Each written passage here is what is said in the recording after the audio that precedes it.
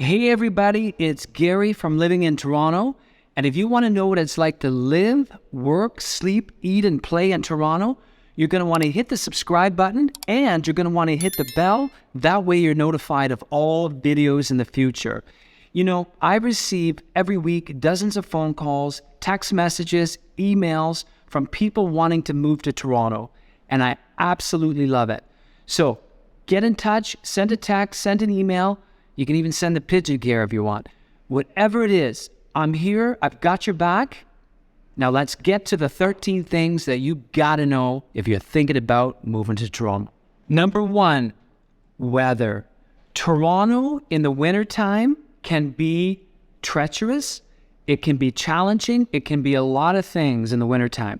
We get a lot of snow, the lake effect, Lake Ontario, and it can be cold. It's not uncommon to have -10, but then with the wind become -30, and it's cold.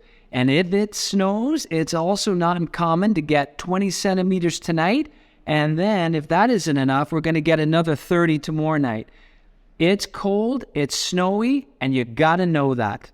Also, the summers are hot. This is a concrete jungle. It's hot, it's humid, it's sticky. You'll have a shower, you'll cool down, and before you know it, you're soaked and sweat again. Spring and fall seasons are transitional seasons in Toronto. Temperatures are moderate, bit of rainfall, but very pleasant. In fact, a lot of people will tell you in Toronto, their favorite time of the season is spring, it is the fall, because it's not as hot and it's more temperate. Number 2, the cost of living. I can practically guarantee wherever you're coming from, it's not as expensive as living in Toronto. The housing costs, the rental costs, all of these things are expensive, but it doesn't stop there. There's insurance costs, there's food costs, there's public transportation costs. All of these things will add up and you got to budget accordingly. Know your numbers. Number 3, public transportation. How does one get around the city of Toronto? Well, there's a number of ways to get around. First and foremost, we have what's called the TTC, the Toronto Transit Commission. Now, this system is public transportation, and it's based on a grid system. So it's connected by a series of subways, streetcars, and buses, all to get you to where you have to be. Also, we have bike share. Now, bike share is something that you can find without a problem. You don't have to look too hard to find bike share. Bike share is a depot, a collection of bikes that are all over the city, and you can rent the bikes by the day, by the hour, however you want to wish to rent it, you can. And beautiful thing about it is once you're done of your bike, you don't have to bring it back to the same place that you took it from. You just bring it back to the depot, wash your hands, walk away from it, having enjoyed your day, and you're on with your evening perhaps at that point. Another thing we have, of course, we have Uber, and we also have unlimited number of taxis. So getting around the city has never been easier. Number 4, healthcare.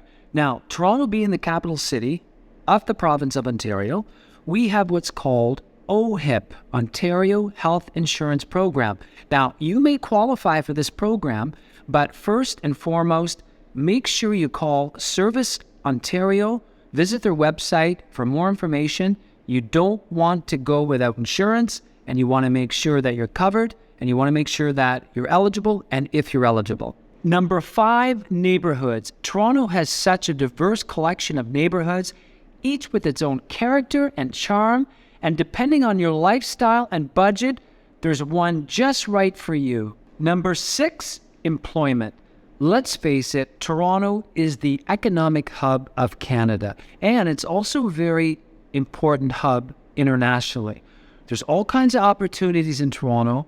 In fact, there's jobs in finance, there's jobs in IT, there's jobs in healthcare, there's tons of jobs here, and a lot of factories are having problems getting people to work. So there's loads of jobs, but if you're looking for more professional type jobs, please do your research, fill out your applications properly, get that interview, polish up on your skills. But I can tell you firsthand, the opportunities are here in Toronto. It's vibrant, it's alive, and we need good, skilled tradespeople as well. That is a sector. There's all kinds of construction. There's condos being built. Toronto is one of the fastest growing cities in North America. And with that comes loads of opportunities. Number 7, education. The city has a large number of public schools, private schools, and post-secondary schooling for whatever need you have. When it comes to public schools, you could find that one house on the same street will sell quite differently from the house across the street. And the reason being, they might have 2 different school zones. One school may rank higher, the other one slightly lower, or whatever the case, but you will see a price difference between those two.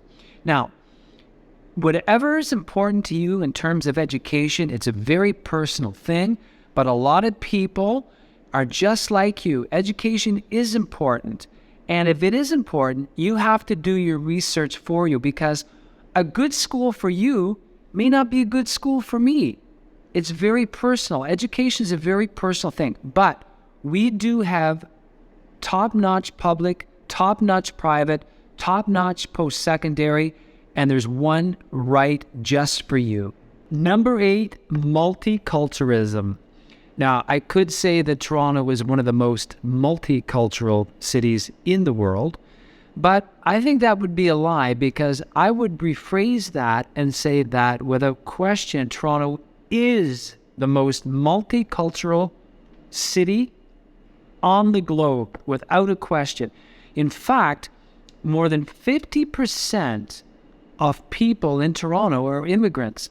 So you will get to experience different cultures, different foods, different festivals, and that's what makes Toronto great. Number 9, language. Now, Canada, as we know, has 2 official languages. We have French and we have English. But in Toronto, although English is the primary language, you're not going to hear a whole lot of French.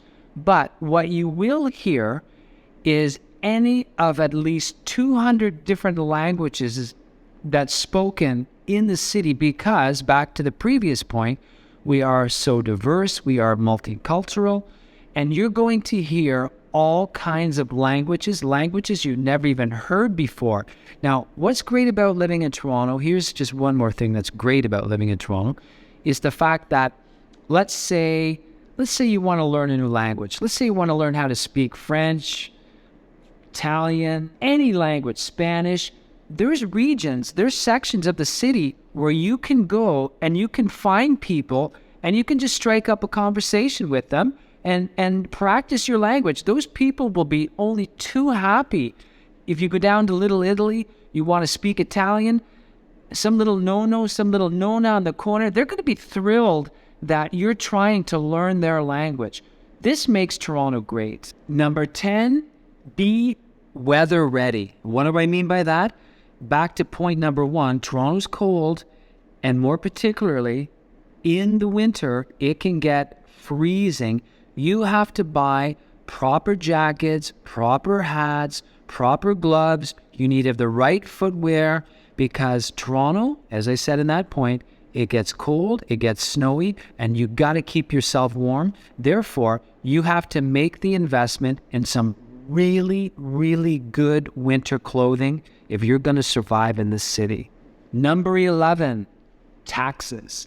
So, in Ontario, more specifically in Toronto, if you want to purchase something, it's going to cost you, on average, 13% more. So that $100 item, when you go to the register, it's going to cost you $113, because we have a harmonized sales tax.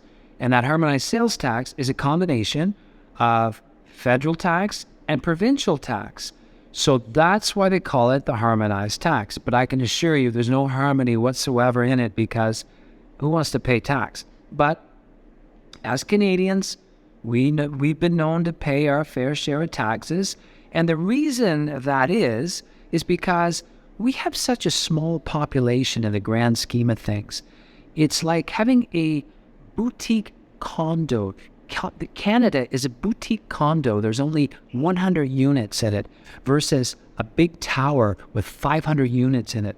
So we have to charge those taxes to make all the social services work and work well for everybody. Number 12, outdoor recreation facilities. Now, despite being a bustling urban city like Toronto, Toronto offers a large amount to do. There's parks, there's trails, there is cycling, there are places for picnic. There are a lot of green spaces in an urban place such as Toronto. Some of these things include Nathan Phillips Square, which is City Hall. In the wintertime, it turns into a rink and you can go down there and skate. And sometimes our beloved Toronto Maple Leafs will hold practice there.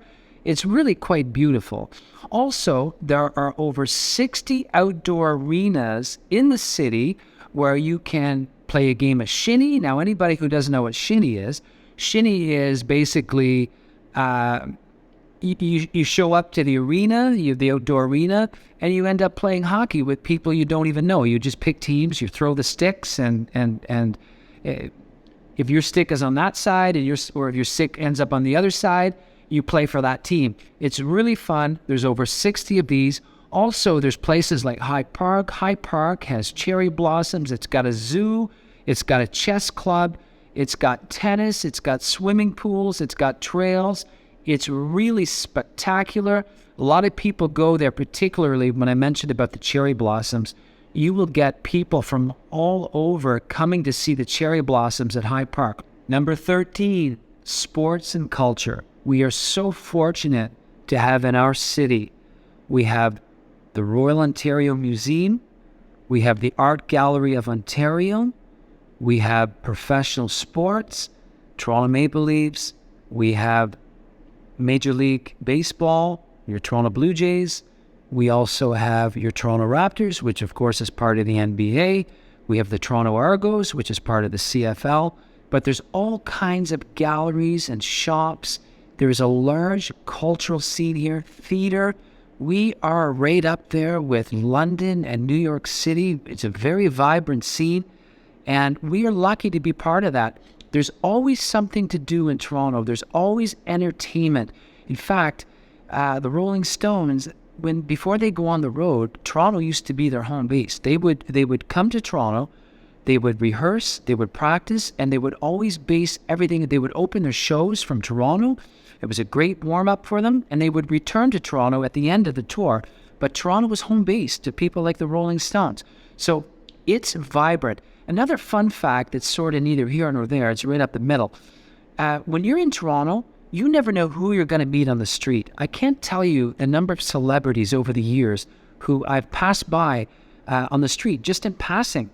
Toronto's exciting. There's loads to do, loads to see, and you're going to have the time of your life if you come here, but come here prepared, know what you're getting into, and that's why we did these videos today, to make sure that you know what you're getting into. So there you have it, the 13 things that you must know about Toronto. And let me tell you, Toronto is huge. There's 6.7 million people living in the GTA. And if you want to make sure you get off on the right foot, I can help you with that. But I can't guess at it. You have to reach out. Send me a text. Send me an email. Call me. Tell me a couple of things that you like. Types of housing. Where your job is. What's important to you. And we'll find it for you. In fact, sometimes with the people I've helped, I've narrowed it down to a specific street. But you gotta reach out. The number's on the screen. Call, text, email, whatever you want to do, reach out and we'll help you, because when it comes to moving to Toronto, I've got your back.